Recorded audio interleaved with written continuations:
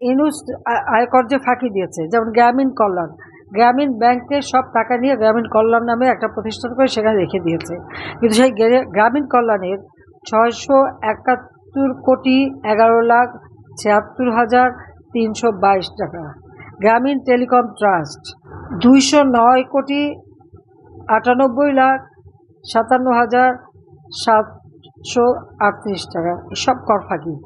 গ্রামীণ শক্তি 57,25,190 টাকা কর ফাঁকি। এবং এখানে কিছু রেফারেন্স মামলা সে আবার সবসময় রিড করতো আর দিত।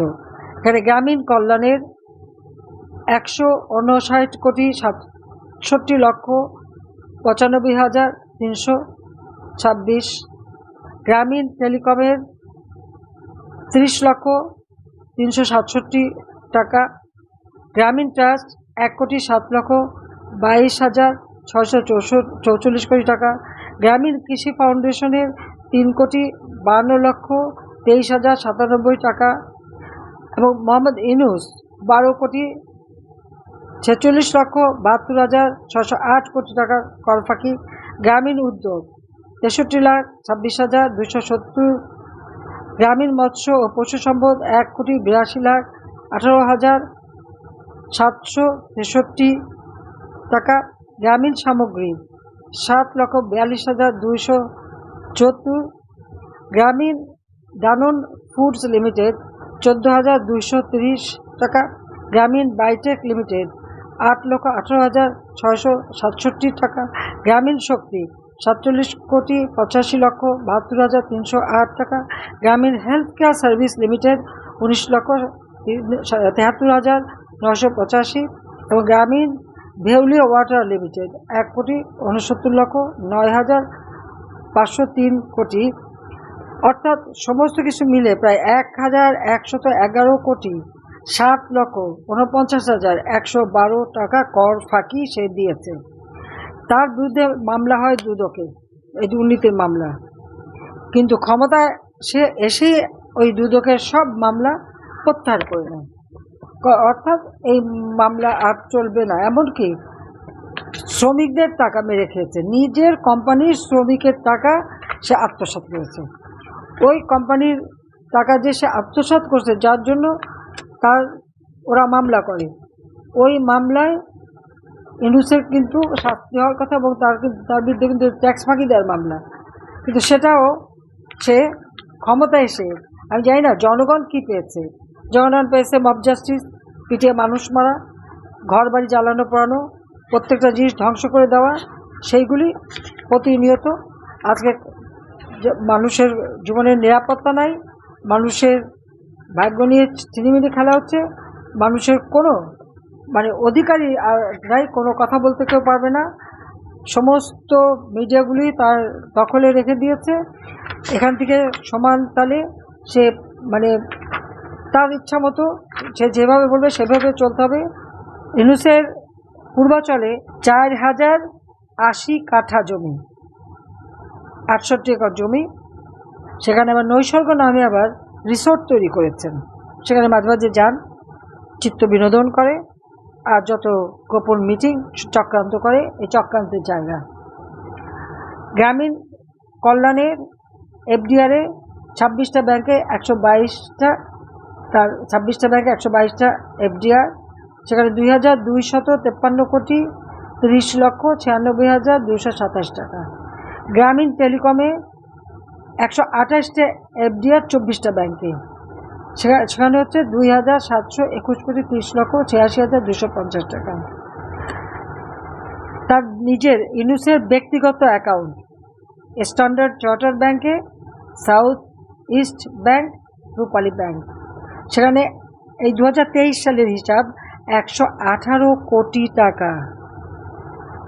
তাছাড়া প্রফেসর ইউনূস ট্রাস্ট 72 কোটি 15 লক্ষ টাকা, ইউনূস ফাউন্ডেশন 6 কোটি টাকা, ইউনূস ফ্যামিলি ট্রাস্ট 5 কোটি 17 লক্ষ টাকা।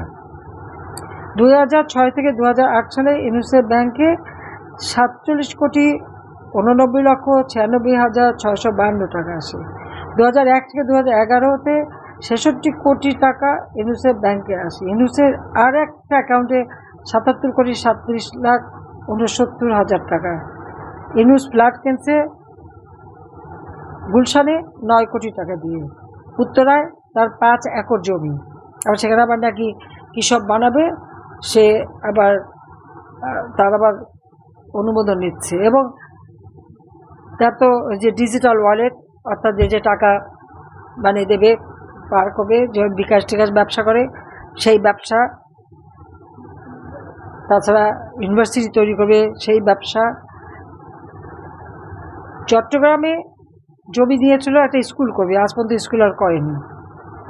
সারা বাংলাদেশে 6,000 কোটি টাকার জমি কিনে নেওয়া হয়েছিল, যে সব মানুষের কল্যাণে নাকি কী কী বানাবে, তাও বানায়নি, সেগুলো এখন বিক্রি করার তালে আছে। তো যার আপাত মস্তক দুর্নীতিতে ভরা, সে এখন আমাদের দুর্নীতি খুঁজে বেড়ায়। এটাই হচ্ছে মানে সব থেকে বাংলাদেশের জন্য দুর্ভাগ্যের। আর তার এই যে মব জাস্টিস এবং তার সমন্বয় মাত্র এই কয়েক মাসের মধ্যে শত শত কোটি টাকার মালিক হয়ে গেছে। কিভাবে হলো? ইতিমধ্যে চাঁদাবাজি ব্যবসা, এই ব্যবসা কাকে দেওয়া হবে? তাদের অস্ত্রের জোর আছে, অস্ত্রের জোর দেখায় এক এক সমন্বয়ক উপদেষ্টা হয়ে গেছে, এটা হয়ে গেছে, ওটা হয়ে গেছে, এবং টাকা বানাচ্ছে, 2 হাতে টাকা লুট করছে।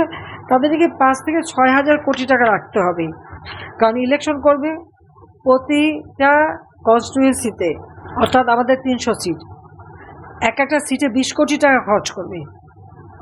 আর সেই টাকা যতদিন পর্যন্ত বানাতে না পারবে, ইউনূসের ক্ষমতায় থাকতে হবে। সেই জন্য এখন ইউনূসকে 5 বছর ক্ষমতায় রাখতে হবে, সে দাবি তুলছে। আমার প্রশ্ন, যে মানুষটা এই ক্ষমতায় আসতে না আসতে 7 মাসের মধ্যে একটা দেশকে ধ্বংস করে দিল, অর্থনৈতিকভাবে, রাজনৈতিকভাবে, সামাজিকভাবে, সাংস্কৃতিকভাবে, 5 বছর থাকলে তো বাংলাদেশের ঘাস মাটি সব খেয়ে ফেলে দেবে, কিছুই আর অবশিষ্ট মানুষের জন্য থাকবে না। এটাই হচ্ছে বাস্তবতা। এবং এই যে মানুষকে নিয়ে কিছু বোধহয় লোক বাড়া করে বসায়, কি অনশন করছে, কেন? ইউনূসকে ক্ষমতায় রাখতে হবে সেই জন্য। এগুলো কার ঠেকা পড়ছে ইউনূসকে ক্ষমতা রাখার? কে চাচ্ছে? এখন কেউ চায় না। আর তারও যে লবিস্ট রেখে রেখে সব জায়গায় খাতির করা, এখনও আমেরিকায় লবিস্ট কোত্থেকে টাকা পাচ্ছে, কত টাকা আছে? শুধু এ তো আমি দেশের কথা বললাম, বিদেশে কত আছে? প্যারিসে যে ফ্ল্যাট, ওই ফ্ল্যাটের দাম কত সেটা সে বলুক জনগণের কাছে। কার টাকা? সেখানে নাকি সে $2 বিলিয়ন বিনিয়োগ করেছে। তো এই টাকাটা বাংলাদেশে বিনিয়োগ করে নাই কেন? সে জবাব বাংলাদেশের জনগণের কাছে তাকে দিতে হবে। ইটালিতে তার মানে সামার হাউস, রিসোর্ট, সামারে যে ওখানে তার আয়েশ করে পায়েস খাবে, কার টাকা দিয়ে বানাবে সে টাকা? সেটা তো বাংলাদেশের জনগণের টাকা। ওই গরিবরে ক্ষুদ্র ঋণ দিয়ে মোটা টাকা কামাই করে, আর যত ব্যবসা বাণিজ্য, হ্যাঁ আমি তাকে ব্যবসা দিয়েছি, টেলিফোনের ব্যবসা, গ্রামীণ ফোনের ব্যবসা আমি দিয়েছিলাম, কারণ আমাকে বলেছিল ওই ব্যবসা গরিব মানুষ, মহিলারা নাকি লাভ বানাবে। এখন দেখলাম যে না, মহিলাদের কোনো লাভ হয় নাই, লাভ তার নিজেরই হয়েছে। এখনও বিআরটিসি গ্রামীণ টেলিকমের কাছে 8,000 কোটি টাকা পায়, শোধ দেয় না টাকা, ট্যাক্সও দেয় না, যার পাওয়া এটা একটা কোম্পানি, সে টাকাও সে দেয় না। এইভাবে জনগণের টাকা 2 হাতে লুটে নিচ্ছে। তা আয়কর যদি যে ক্ষমতায় সে নিজেই না দেয়, তা রাজস্ব হবে কোত্থেকে? বলেছে কি আমরা নাকি বিলিয়ন বিলিয়ন ডলার পাচার করেছি। তো আমাদের যে ফরেন রিজার্ভ, আমি তো 26 বিলিয়নের মতো রিজার্ভ রেখে এসেছিলাম, হ্যাঁ সেটা কমেছে, বাড়ি তো নাই।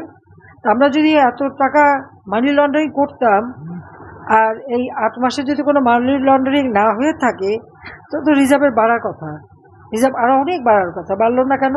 সে প্রশ্নের জবাব কি দেবে? কাজে আজকে আপনারা আমাদের যারা নেতাকর্মীরা, আমি জানি সব থেকে মানে নির্যাতনের শিকার প্রতিটি জায়গায় আমাদের আওয়ামী লীগের নেতাকর্মী, এবং তারা কিছু মানে না।